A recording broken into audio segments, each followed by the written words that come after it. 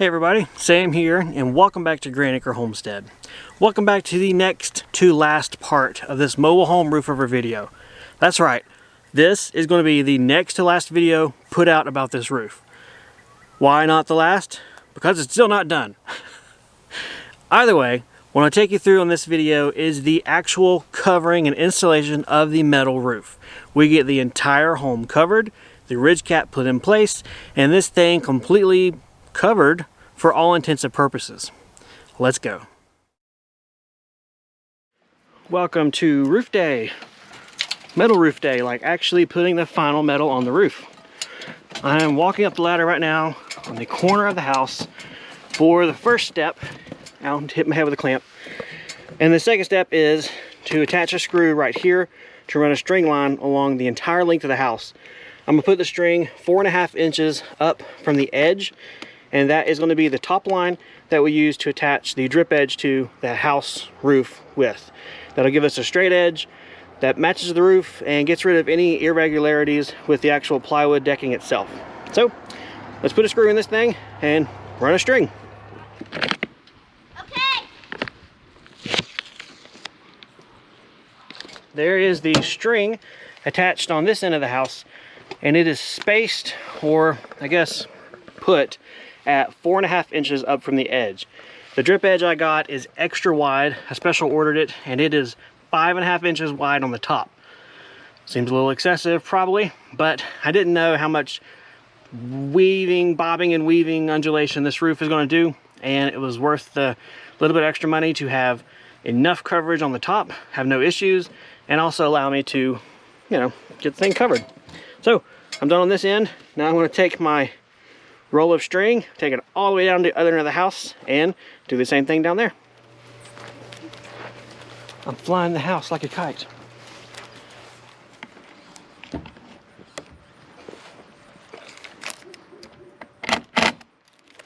String line is done on this half of the roof.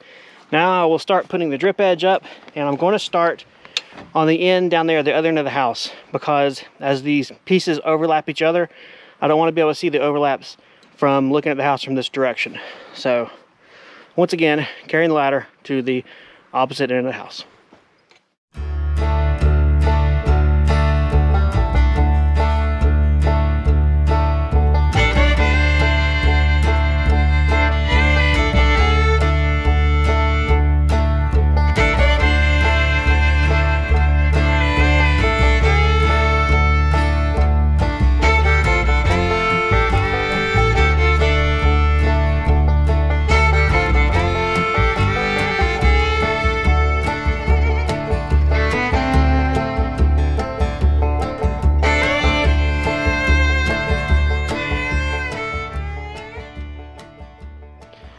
How's it going? Good, good. I finished the drip edge on this whole length of the house. Ta-da. And yeah, now we can start putting the roof panels up. Our plan of attack is as follows. Since this is the straightest line on this roof, we're going to use this as the reference point to overhang the panels, whatever length they end up overhanging. I'll probably cut some scrap blocks or just measure it and make sure they line up. We're going to not lose our balance. We're going to start on that end and work our way this way for the same reasons. That way all the seams overlap and you don't see it as much from this end of the house, because, well, that's just the way it goes.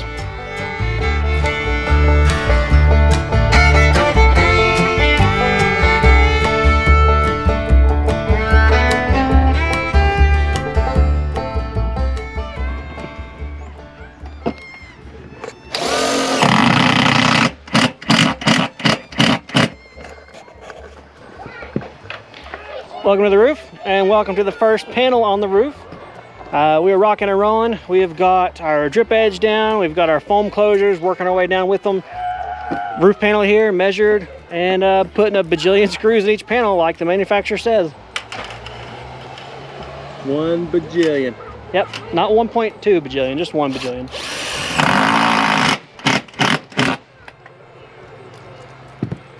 Well, so, that's it, guys. Well, yay. Let's go back to the time lapse and you can enjoy the music.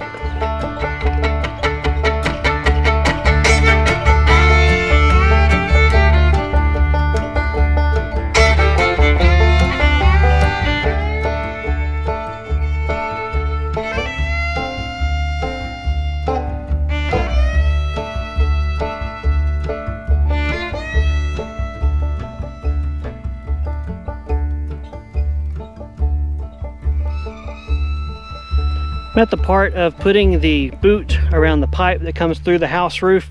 We glued on a coupler and did an extension because the original pipe was super close to the top of the roof. And so this way it gives us a proper stack and allows enough length or height to fit it through this boot. This is a really cool adjustable boot. All you do is cut out the portion that matches the pipe diameter you're working with, slide it over the top, bend it around all the ridges and ripples of the roof, and screw it down. Oh yeah, and you also put some sealant. And for the sealant, I'm using some of this Through the Roof brand sealant. It's made by Sashco. Sashco. And it's the same company that makes the Lexel caulk. And Lexel is awesome. So I'm sure this stuff they make just for roof penetrations is awesome too. So we'll go ahead and put you guys down here and let you see the awesome amazingness of installing a boot on a pipe through a roof. You definitely want to make sure you follow the cut marks on these boots and don't overcut it. It's supposed to be a very tight fit.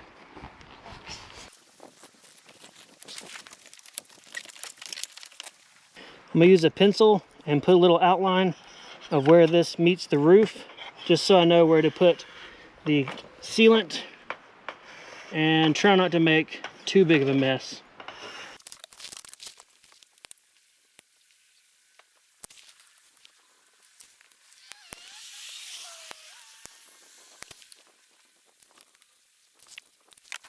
All right, with that done, just put the boot down and put about a bajillion screws in it.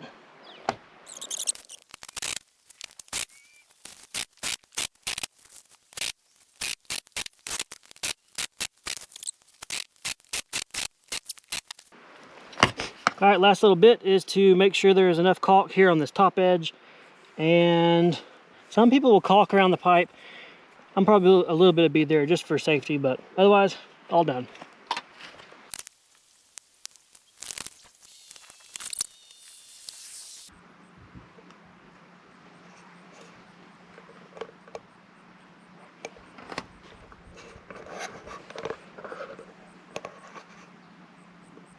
Well guys, we've reached the point of the end of workday number 1, and there's not a whole lot to be excited about, is there? I got the drip edge put on, and Josh and I put about 3 panels on, and then later I put another 1 or 2 on whenever he had to head out home, and put the boot cap on one of the roof penetrations, the bathroom vent pipe of one of the bathrooms. So no, not a lot of excitement, but we also had to pin down our workflow and our methodology, and it's just a lot of learning as we went. We think we did pretty good, but let's see how we did on workday number 2. We made up for our learning curve on day 1 with all the work we got done on day 2. We really got into the groove and found our rhythm with this whole project. We ended up splitting up, and Josh stayed on the roof, and he did the top layers of screws, the ones that were up there on the roof and easily reachable by him. My job was to get each panel, lay the strip of butyl tape on them, and carry it up the ladder, put down the foam strips at the edge of the roof, and attach the lower 2 rows of screws. It was a lot of ladder work, a lot of up and down, back and forth, but what you gonna do? There wasn't anyone else to help us that day, and we just pushed through it. I want to say total work time on day 2 was about 6 hours solid. I don't even think we stopped for lunch, which I guess I'm not very good for hanging out with when I got a project in mind, but whatever. We got the project done. Workday 2 ended with half of the roof completely getting done. Half of the house had all of the roof panels put down. It had the drip edge, it had the foam closure strips, all the screws, all the roof boots, everything done, except for the ridge cap, because you don't put the ridge cap on until the whole roof's done. Last thing. So what I did was take some leftover underlayment that I've had for this project and just made, yet again, another overlap over that ridge, stapled it to the side we had not put the metal roof on yet, and then duct taped it to the new metal roof side. This gave me a cap and a covering because winter weather was going to come by and say howdy the following day.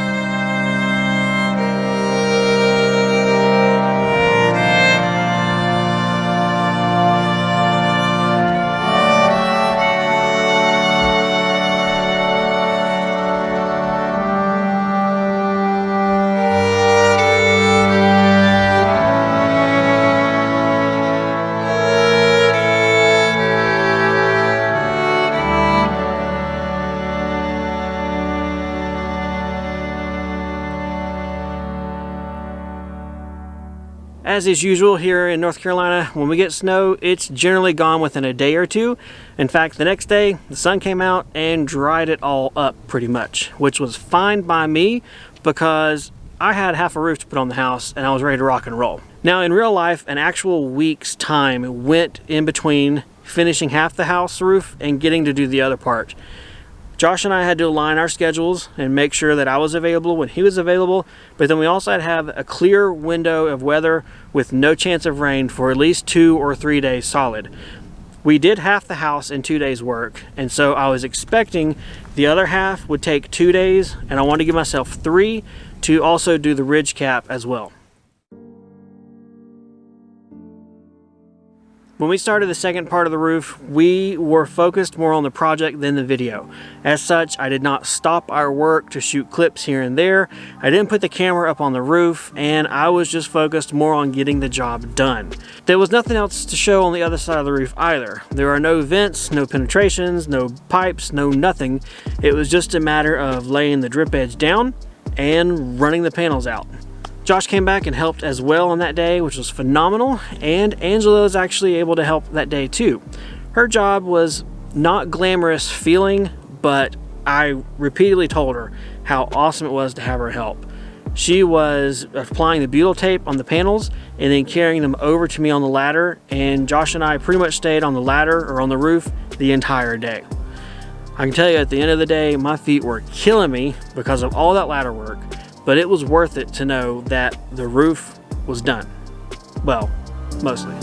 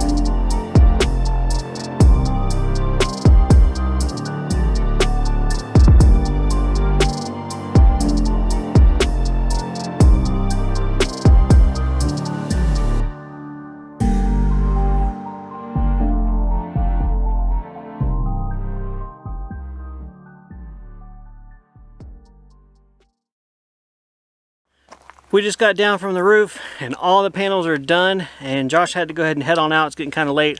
He's got to be able to travel back to his place and make it up the mountain before dark. Huge thanks to Josh. If you don't know, Josh is my younger brother, and he actually has a YouTube channel as well called Steep in the Woods. I'll put a link to his channel down below if you want to go check him out. It's a very different channel. He is living out in the woods and living off grid. So if that's your kind of thing, there's a link down below to his channel. All right, I'm going to continue to rock and roll and hopefully try and finish this thing, well, finish the bulk of it tonight, because there is a chance of rain tomorrow, and the next day it's going to get super cold for like a day or two, and then it's going to be warm again. Hey, welcome to winter in North Carolina. It'll be cold a couple of days and it might be warm. So, like today, it's 60 degrees, sunny, and I'm in shorts and a t-shirt. It's all right. It's my kind of working weather. Back here behind me, you see the ridge cap. When I ordered the metal roofing, I ordered the extra wide, better coverage, heavy-duty ridge caps because I knew that I was installing this roof and I was not a pro. So I wanted to give myself enough coverage and oopsie room as possible.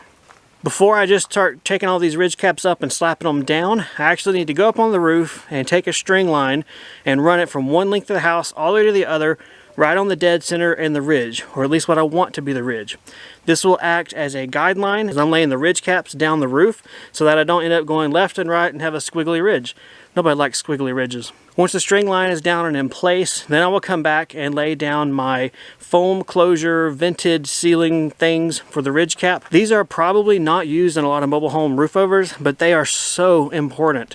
Here's a look at the ridge vent closure strips that we got. They have a little bit of a foam mesh part, and that goes to the top and that allows hot air to escape. But there's also a good 1/2 inch of solid core foam that belongs on the bottom and goes over the ribs, and this is what keeps storm rainwater from blowing up and inside your roof. So they also come pre-stickied with Sticky-Miss stuff here, so easy to install. You just get your line where you want them, fill it, and stick it. And repeat that 159 more times. Once the foam closures are in place, then you put your ridge cap down and you attach it with 1.5-inch long screws at every single rib. So, lots and lots of screws. Alright guys, that's the overall basic process. It's time for me to get up on this ladder and get this job done.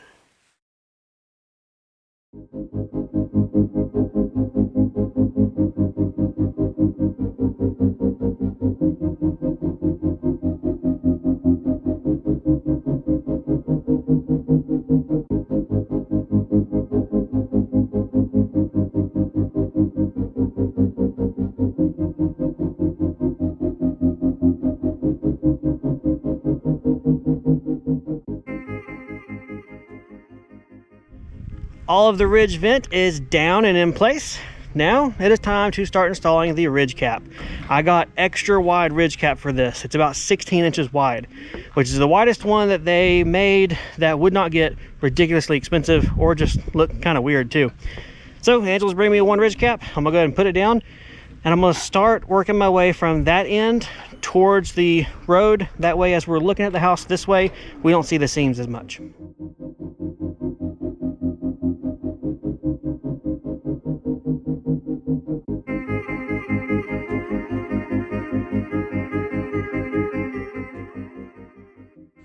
Carrying the last ridge cap down to install it, and watching where I step more than watching the camera.